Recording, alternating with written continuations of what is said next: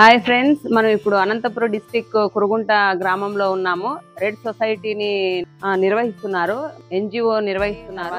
Organic products ద్వారానైతే ఏముంది మనకు. అమ్మ ఇంద్రమ్మ గారు, మనకు మిల్లెట్ ఫుడ్స్ అని మీరు చెప్తున్నారు కదా, మన ప్రజలకి అవగాహన అంత లేదు.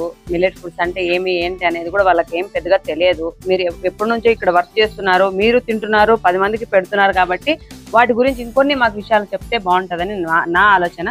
ప్లీజ్ మా దగ్గర కొంచెం షేర్ చేసుకోండి. ఓకే మేడం, మంచి క్వశ్చన్ అడిగినారు. మా మేడం కూడా దీన్నే మొత్తం డిస్ట్రిక్టే కాదు, స్టేట్ లోనే దీన్ని డెవలప్ చేయాలని చాలా ప్రయత్నం చేస్తుంది. అందుకోసమే మేడం గారు కూడా ఇక్కడ ల్యాండ్ తీసుకొని కూడా చేస్తుంది. యాక్చువల్ గా రైతులకి తెలియచేయాలంటే, ఇప్పుడు మామూలు రైస్ తింటాం మనం, సోనా మసూరాలు, ఢిల్లీ భోగాలు, K6, బీపీటీ, ఇట్లా రకరకాలుగా ఉంటాయి కదా. అదే విధంగా కొర్రల్లో కూడా కొర్ర, మహానంది కొర్ర, సూర్యనంది కొర్ర, తర్వాత అంటు కొర్ర, సాములు, ఉదర్లు, అరిక, ఇవన్నీ ఐటమ్స్ అన్ని ఉన్నాయన్నమాట.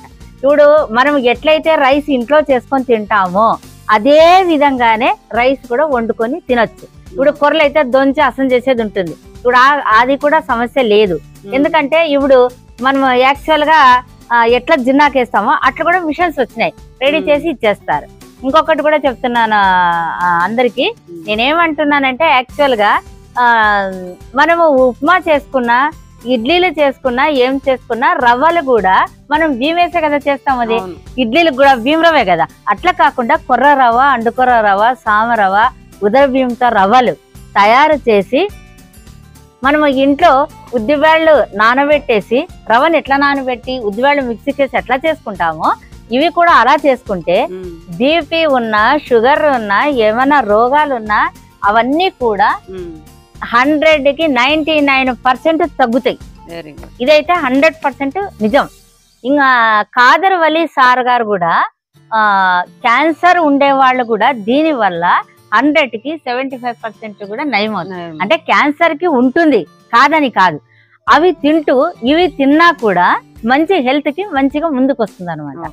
ఒక్క నొప్పులే కాదు, ఒక్క షుగర్ బీపీనే కాదు, అన్ని రకాల మనుషులకి ఏమేమైతే మానసికంగా ఇబ్బందులు ఉన్నా, ఆరోగ్యాలు బాగలేకున్నా ఎన్నో లక్షలు పెట్టి హాస్పిటల్ పోయి పెడుతున్నారు. దీంట్లోకి పెట్టాలా మనం. ఫస్ట్ మనం తినే ఫుడ్ మంచిగా తింటేనే కదా, మన హెల్త్ బాగుంటేనే 100 మందికి మంచిగా తయారవుతాం, ఎవరికైనా తయారు చేయగలం. అందుకే మా మేడం ఇక్కడే 4 ఎకరాల్లో 5 ఎకరాల్లోన అండుకొర్ర, ఉదర్లు, సామ రైస్ చేస్తూ రాగిని కూడా ఇప్పుడు నాటించింది. అది ఒకవేళ చూడాలంటే ఇట్లా చూడొచ్చు, అర్థమైందా? అవి కూడా తయారు చేసి దాంట్లతో ఇక్కడ ఫుడ్ తయారు చేస్తుంది అనమాట. మా శక్తి కొద్దీ మేము మన జిల్లాలో ఎక్కడెక్కడ ఎవరెవరు ఇట్లా ఉన్నారో వాళ్ళకి ఫుడ్ కూడా సప్లై చేయడానికి కూడా మా ప్రయత్నం మేము చేస్తా ఉన్నాం. కానీ జరుగుతుంది, ప్రస్తుతానికి ఇట్లా జరగచ్చు. ముందుకైతే దీని పర్సెంట్ కూడా 100 దాటుతుంది. ఇది దొరకనే చాలా మంది ఇబ్బంది పడుతున్నారు.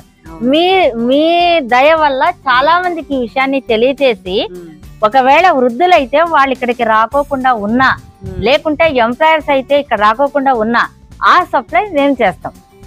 మేము ఫలానా విలేజ్ లో, ఫలానా ఏరియాలో ఒక 40 మెంబర్స్ ఉన్నాము, ఒక 100 మెంబర్స్ ఉన్నాం మేడం, మాకు ఇది కావాలి అంటే తప్పకుండా 100% మా డైరెక్టర్ గారు ఇది ముందుకు తీసుకురావడానికి చాలా ప్రయత్నం చేస్తున్నాం.